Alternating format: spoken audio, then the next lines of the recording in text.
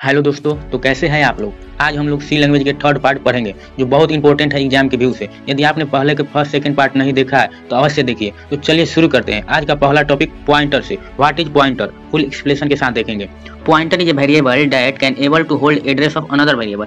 Pointer एक variable है जो दूसरे वेरिएबल का एड्रेस होल्ड करता है। While working with pointer we had to require to unary operator. जब ऑपरेटर वर्क करता है तो इसको टू यूनरी ऑपरेटर का काम पड़ता है, जो आप सिंबल देख सकते हैं यहाँ। एक है एड्रेस ऑफ ऑपरेटर और दूसरा है वैल्यू एट एड्रेस ऑपरेटर। इसका यूज हम लोग करेंगे आगे। चलिए देखते हैं आगे इसका सिंटेक्स। सिंटेक्स जो है इसी पर हमारा इसका प्रोग्राम लिखेंगे हम लोग। सिंटेक्स है डाटा टाइप होता है पहले, फिर वेरिएबल नेम होता है, आप यहाँ देख सकते हैं। फिर इस पर एक एग्जाम्पल देखिए, एग्जाम्पल समझ जाइएगा तो हो जाएगा। यहाँ एग्जाम्पल आपको दिया गया है, ये हेडर फाइल। फिर यहाँ हम लोग इंट के रूप में पी क्यू और ए इक्वल टू 10 लिए हैं। पी यहाँ equal to address of A और Q equal to address of P लेते हैं, ठीक है। फिर यहाँ हम लोग प्रिंट कराए हैं, आप देख सकते हैं इसको।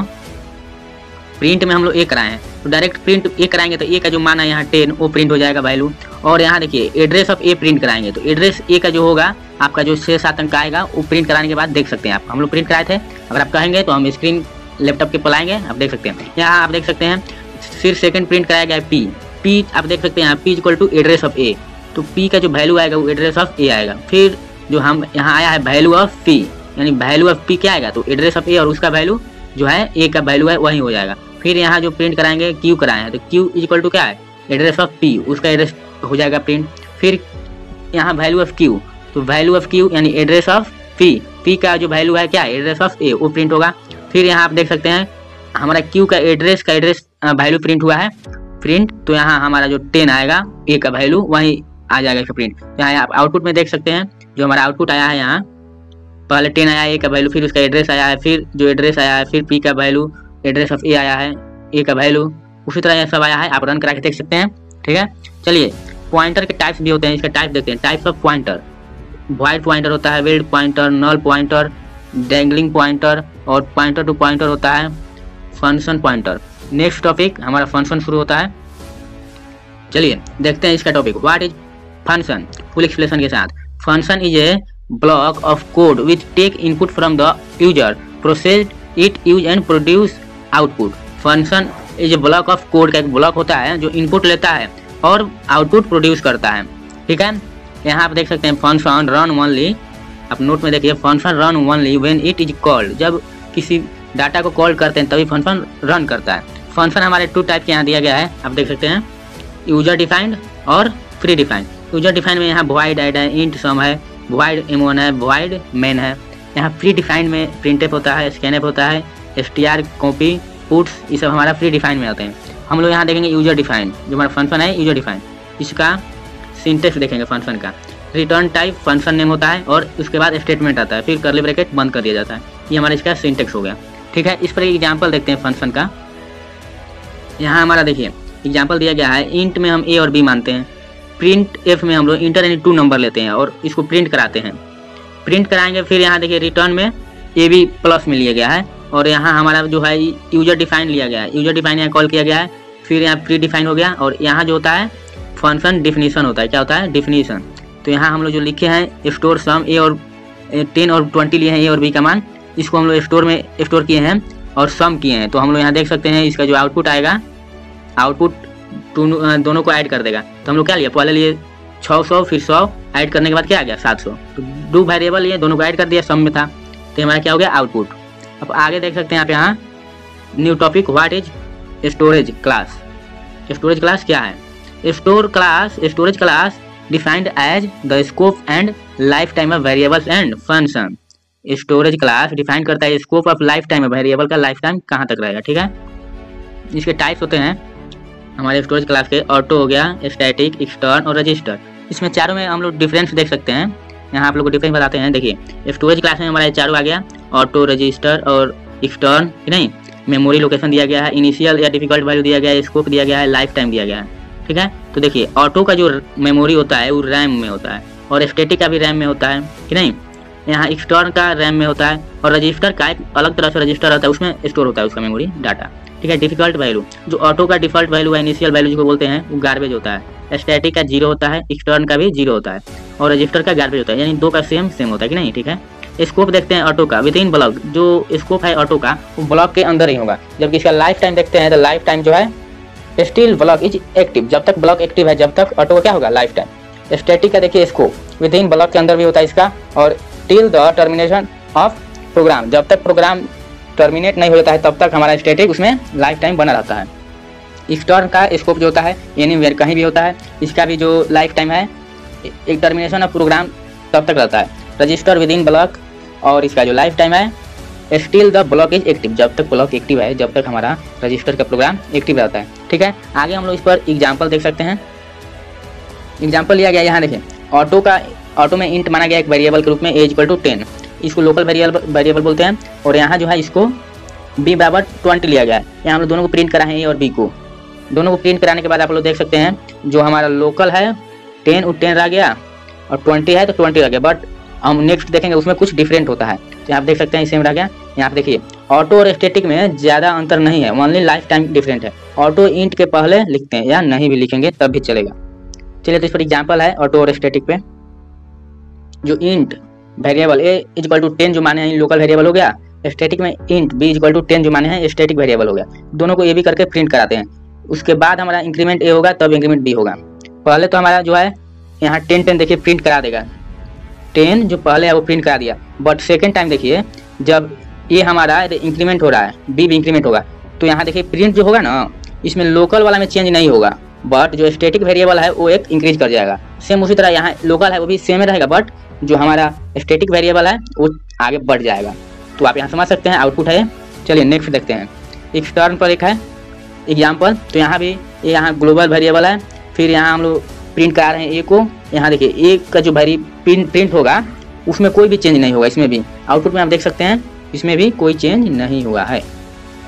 सेम यहाँ इंक्लूड स्टूडेंट एज लिए हैं, फिर एक रजिस्टर का वेरिएबल प्रिंट कराएं इक्वल टू 10 और प्रिंट कराएं ए को, तो वो भी सेम है। ठीक है, चलिए नेक्स्ट टॉपिक हम लोग देखते हैं स्ट्रक्चर। स्ट्रक्चर और यूनियन बहुत इंपॉर्टेंट है। स्ट्रक्चर में देखिए क्या होता है कि इसमें अलग अलग तरह से जो हमारे वेरिएबल होते हैं डाटा टाइप, उनका जो मेमोरी होता है, मानिए इंट है इसका 2 बाइट का है, कैरेक्टर है उसका 1 बाइट का है, और फ्लोट है वो 4 बाइट का है। तो टोटल को हम ऐड करते हैं तो 4, 1 और 2 7 बाइट का, तो जिसका मेमोरी बनेगा वो कितने का बनेगा 7 बाइट का। 7 बाइट का यहाँ बन गया एक 4, 1 और 2 का 7 बाइट का। इसमें जो होता है कि एक ही बार में सभी हमारे जो डाटा टाइप है यूज कर लेते हैं मेमोरी का, एक ही बार में जो इनपुट लेना है वो ले लेते हैं।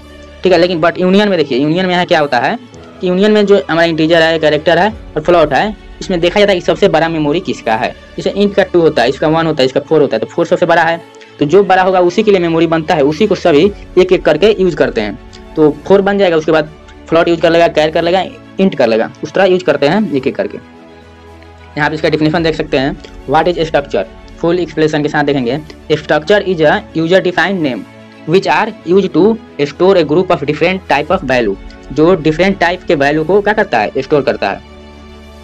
यहाँ इसके नोट के रूप में देख सकते हैं स्ट्रक्चर के, struct keyword is use to declare structure, struct keyword use होता है इसमें कीवर्ड के रूप में स्ट्रक्चर में।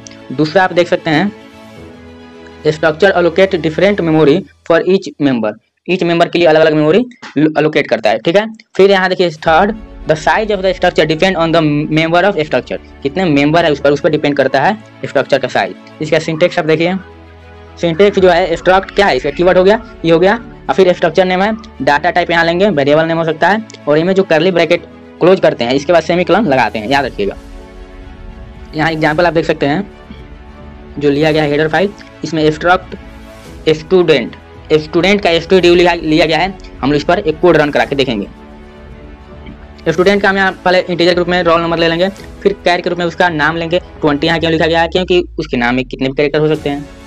डबल लेंगे मार्क्स के रूप में, कर्ली ब्रैकेट क्लोज करते हैं और सेमीकोलन लगाते हैं। इसके बाद यहाँ से हम लोग इंट मैन से शुरू करते हैं। इसके बाद हमारा स्टेटमेंट आएगा यहाँ जो हमको प्रिंट कराना है। स्टेटमेंट के रूप में यहाँ लिखेंगे, हाँ हम स्ट्रक्ट कीवर्ड के रूप में स्टूडेंट के लिए S2 और S लेते हैं। प्रिंटफ में हम लोग enter the student record inter करेंगे, और स्कैनफ में यहाँ हम लोग उसके रोल नंबर, नेम और मार्क्स को इनपुट में इनरोल कराएंगे। ठीक है, फिर प्रिंट हमारा जो होगा इसमें उसका प्रिंट होगा रोल नंबर, नेम और मार्क्स।